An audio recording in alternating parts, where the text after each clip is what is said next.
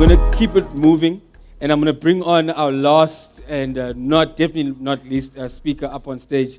Probably one of the most inspiring stories for me in terms of creativity. I met Ricky when I was working on a TV show on SABC2 called Hectic 99, right? And then this one day they tell us that this guy, Riky Rick, is coming to your show. At the time, South African hip-hop was something that was starting to literally start trailblazing. And I was in awe of this person in terms of their creativity and how much they put into their craft.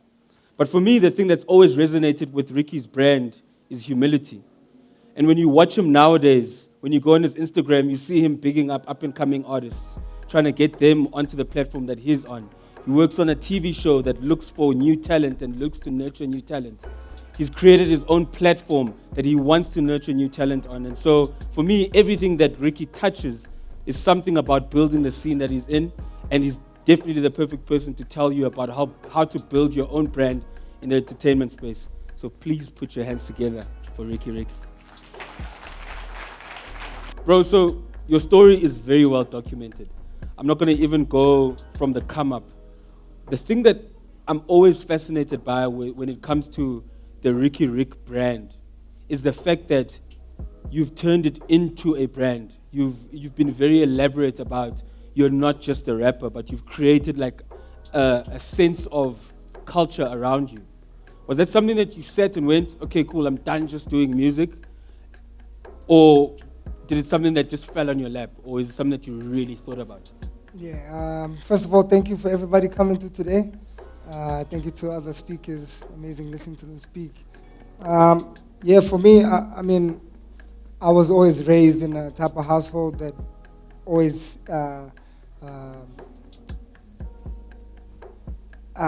sort of motivated us to try different things. Yeah.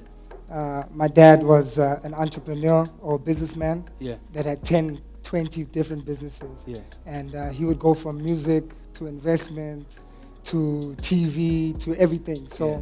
from an early age, we were just taught to pick up as many things as possible. Yeah. Music is always my love and always the first thing that I fell in love with. Yeah. But I'm in love with picking up things and learning how to do new things. Now, the journey started with music. So, because everyone needs a starting point. And I'm sure there was a point where you were like, you know what, I love everything around me. I've had the perfect example in my dad in terms of showing me you can get yourself into many different things and make a success of yourself. But your starting point was music. When did the music bug bite? I was trying to become like a marketer. Yeah. Like some of the people in this room. Yeah. And I tried to study all that stuff, and it didn't really work out at school for me. Yeah. My attention span was very low. Yeah. So I thought I would escape traditional education by going to film school. Yeah. So I went to film school to buy some time, you know? Yeah. And I bought a couple of years at film school, and I actually ended up falling in love with film. Yeah. And in my last year at film school, I learned how to work the boards and how to engineer music. And then I fell in love with music, and then I decided to completely do music from that point.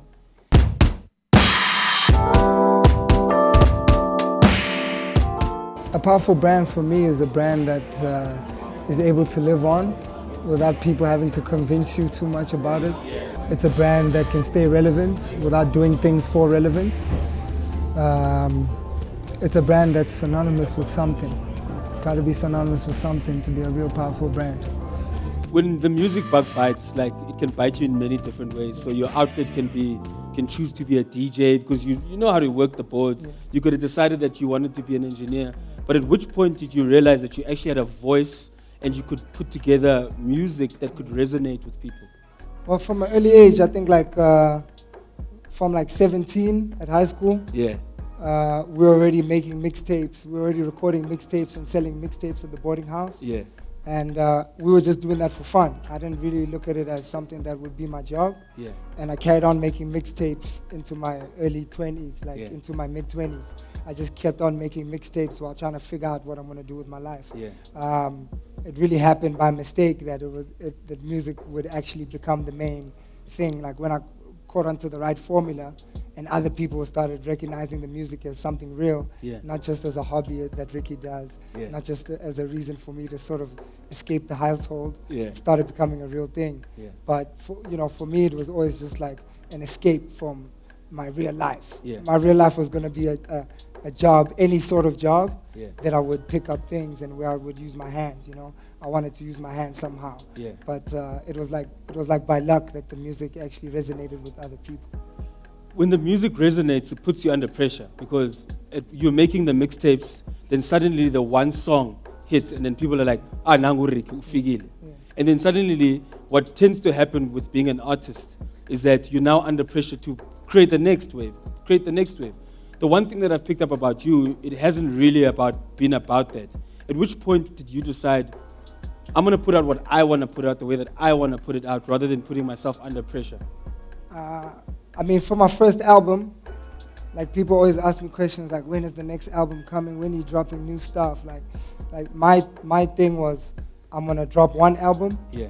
And then I'm going to carry on with my life, and I'm going to carry on with my journey and figure out where the journey takes me, Yeah.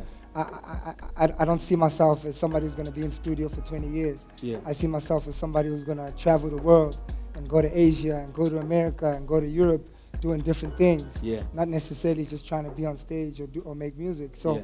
my first album was meant to be my first and last album. Oh, wow. And then carry on my journey, but it didn't really turn out that way. Yeah. Well, it sort of did, because I haven't released another album since. But I always looked at it as just part of my journey. Yeah, if that answers your question. I got it.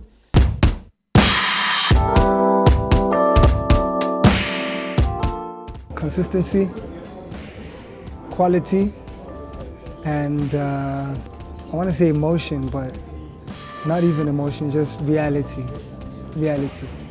Now, in the journey there's a turning point because everyone wants to do what they're passionate about. Lisedi spoke about it earlier on, that she was obviously in a space where she was working corporate but also was pushing her passion. Veli as well had a passion, but then at some point that passion becomes a brand.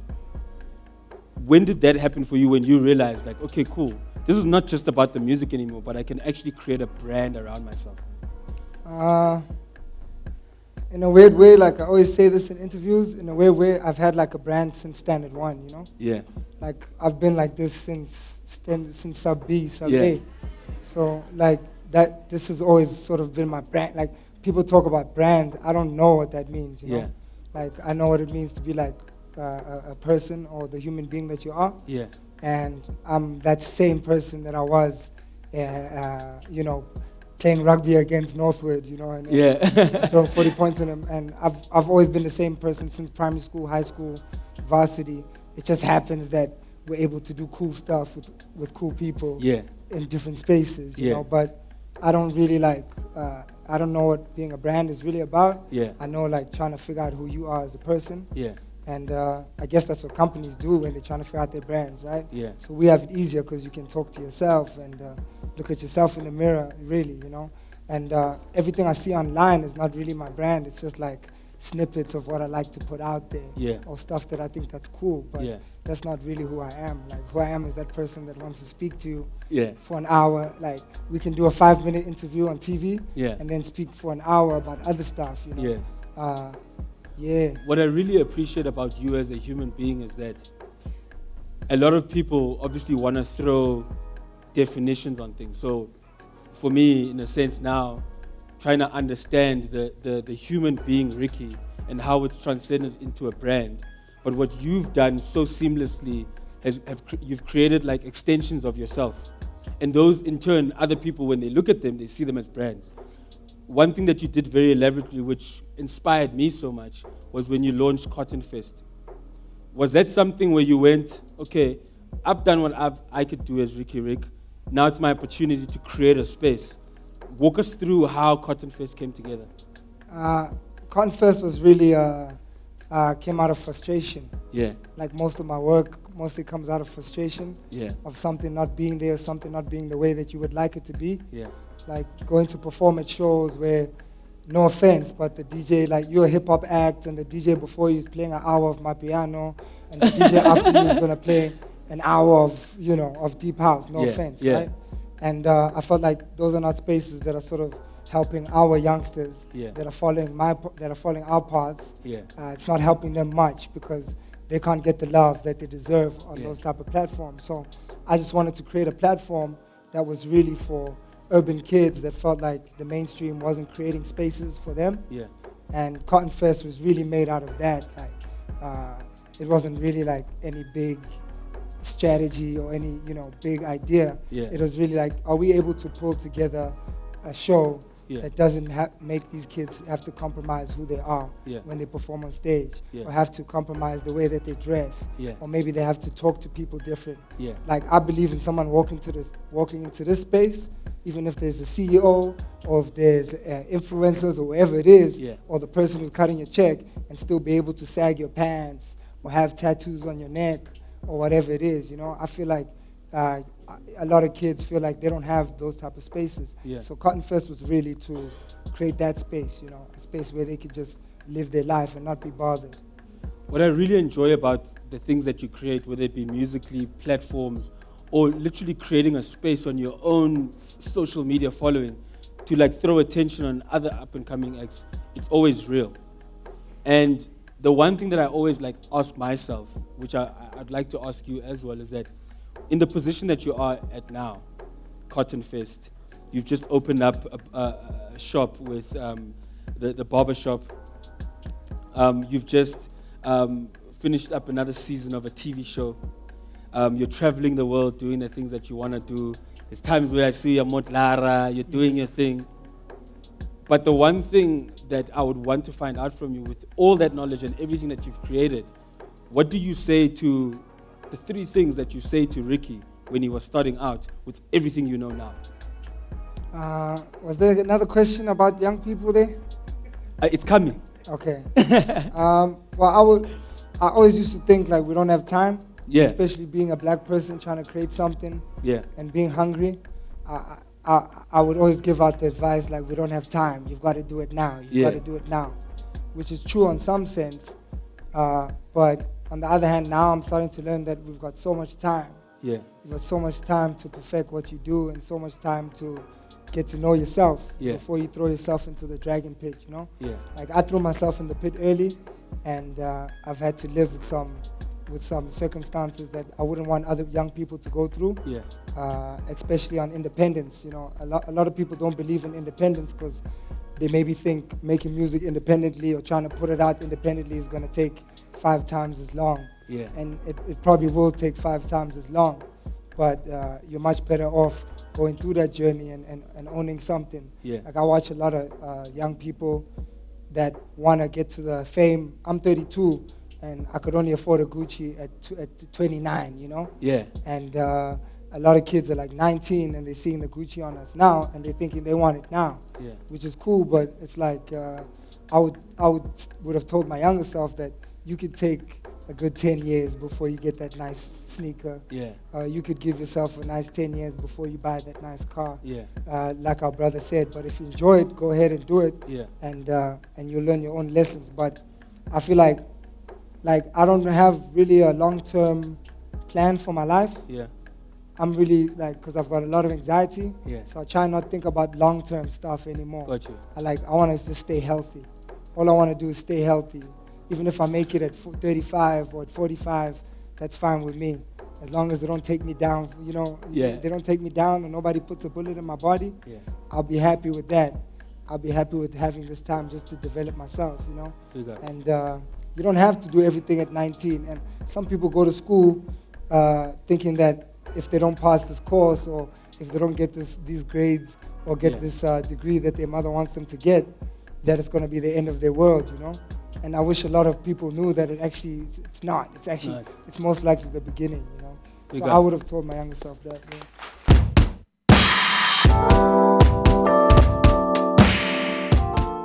I wouldn't really change anything if I could go back, but I would definitely have pushed myself to start earlier, start being an entrepreneur much earlier in my life. That would probably be one of the things I would sort of urge my younger self to do, but I wouldn't change anything. The journey's been great. Now, Also, just to quickly pick you up, bro, like you're 32, we're roughly the same age. I can't afford Gucci yet, man, so you're doing way better than me. Now, the interesting thing, and I'm sure you're getting a lot of these questions of late, and for me, as someone who consumes social media a bit differently, I had different takeouts from your tweets last week. Yeah. The one thing that a lot of up-and-coming acts, entertainers... Which tweets are you talking about? So you were talking about the tweets about some of the decision-making in your life, right? And a lot of what we face as up-and-coming, either whether you want to see it as black people, whether you want to see it as entertainers, whether you want to see it as someone you just have a dream, at some point you're going to struggle with money, you're going to struggle with the sort of decisions that you make. And the thing that I learned from you, from the tweets, was that you've been faced with certain decisions, you're acknowledging that you've made some pretty bad ones, you're acknowledging the good ones as well. If I'm sitting there and I want to be an up-and-coming, I want to be like Riky one day, or be in the same space as Riky, what are the things and the pitfalls that you could warn me against when it comes to money? It depends which side of the tweets you are on. I was on the good side. You personally. Well, I think like I enjoyed looking at that conversation. Yeah. Because it told me that like a lot of people don't understand what it is, what life is actually about yet, right? And I didn't get it either because I always thought it was about making money, copying everything you want, standing on all your haters, showing everybody that you were in varsity class with how much better you are than them. Yeah. I was also like in that sort of zone.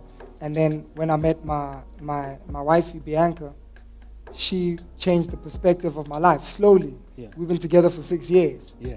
I've only started investing and doing the proper things with my money 2 years ago. And for 4 years, she's been bashing this message in me like, we can do some good stuff with this money. We can do some good things.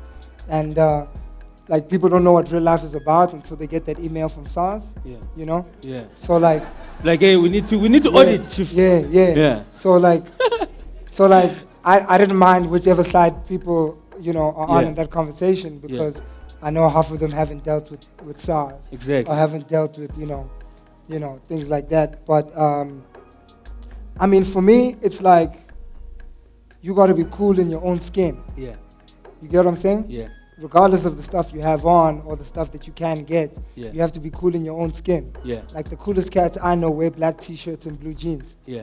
You feel what I'm saying? Yeah. The richest cats I know maybe wear one ring and maybe a watch, maybe, And my wife told me about that. She told me like I got to be cool in my own skin, and she keeps me cool in my own skin. Yeah. And that's what really those tweets were about. Yeah.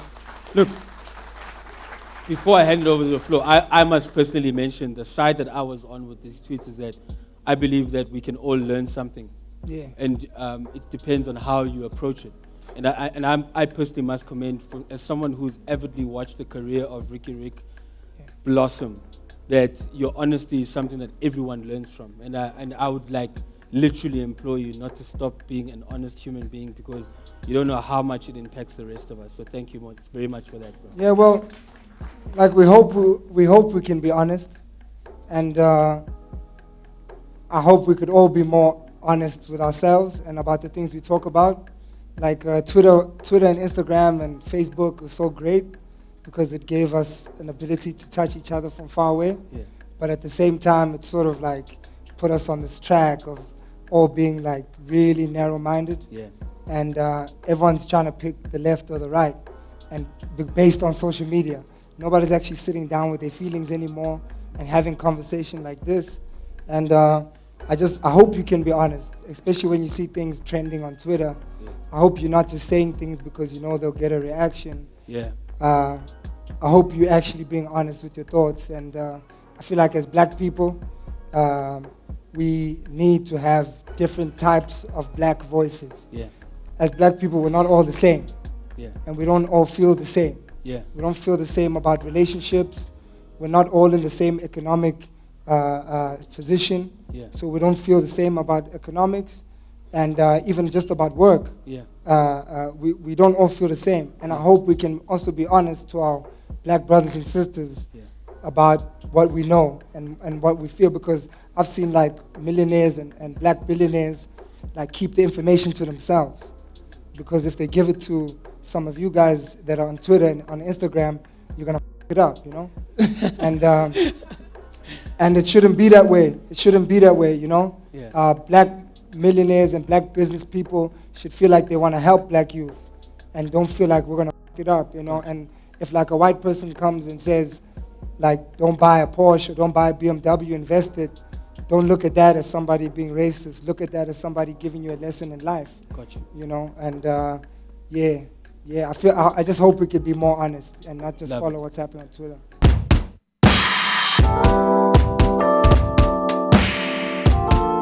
Personally, I do both, but I like working with my friends, whether they're global or whether they're local.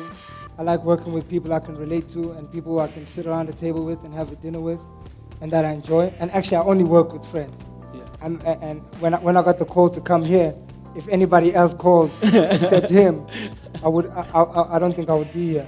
I only like working with my friends, and I like helping my friends, you know, further themselves and further their missions.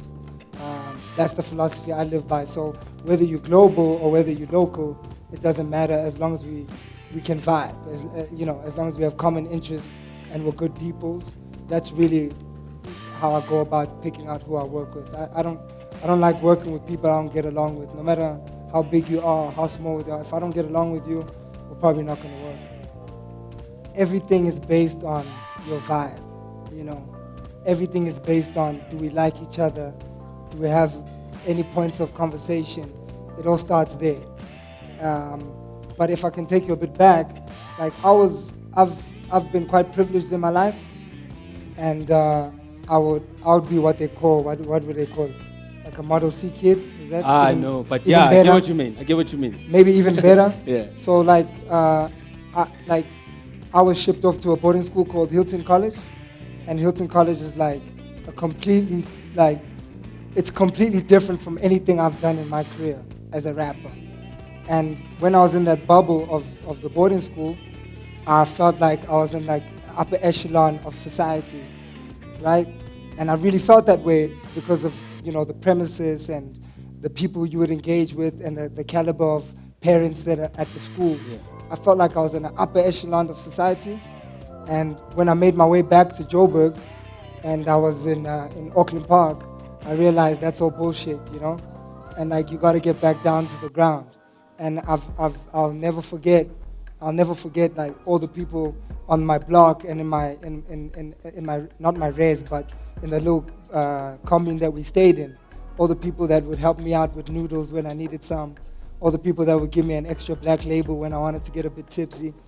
And they came from so many different parts of South Africa, and they showed me that, yo, no matter how far, wherever you come from, you're gonna be accepted. Even if you come from a private school like Hilton College, even if your parents are very well off, in our circles, you're always gonna be accepted. So for me, I always wanted to pay that forward, and I never wanted to lose that. I never wanted to lose that thing of being on the ground, which is also why I wanted to really go back into making Kwaito music. Like, I really became Riky Rick on the back of Kwaito music. Like, I was just gonna do straight up hip hop music, and then Makhroop Mans pulled me back, and they said, you have the ability to make some Kwaito, and you can make it with us, and we'll help you do it. And they helped me do it, and you must never forget where you come from. No matter how high you go, no matter how much money you make, you never forget where you come from at the end of the day.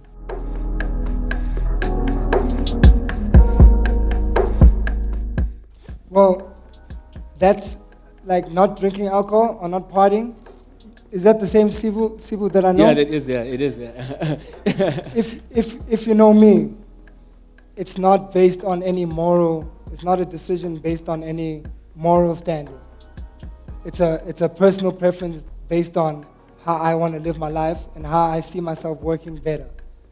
So with all the bands that we've got involved with Reds, Russian Bear, and now Remy Martin, the most important thing is not about holding the bottle and dancing around with the bottle and drinking and showing kids that you're getting lit off of this juice. The most important thing with the programs that we create is about giving other people opportunities. And it's always any brand that we get involved with, it's never about the product they create. I always tell brands, and some of the Remy Martin guys are here too, I always tell brands at the beginning of discussions, I'm not loyal to your brand, and I'll never be loyal to your brand. I'm not loyal to any brand. The only thing I'm loyal to is doing cool shit. So as long as we're doing cool shit, we can work.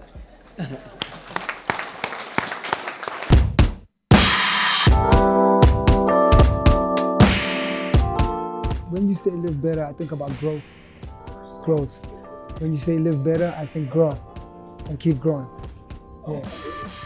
With that, bro, the one thing that I always say to the people, the guys in the office when we're listening to your music, don't skip Riky.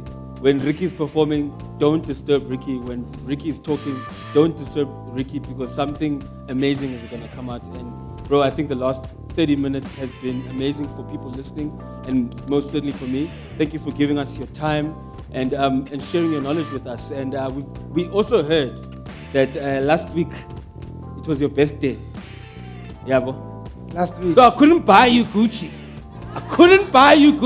But I got you something close, bro. Okay. So guys, 1, 2, 1, 2. Happy birthday. Got your Gucci cake. It's a Gucci cake. Thank you. Thank you.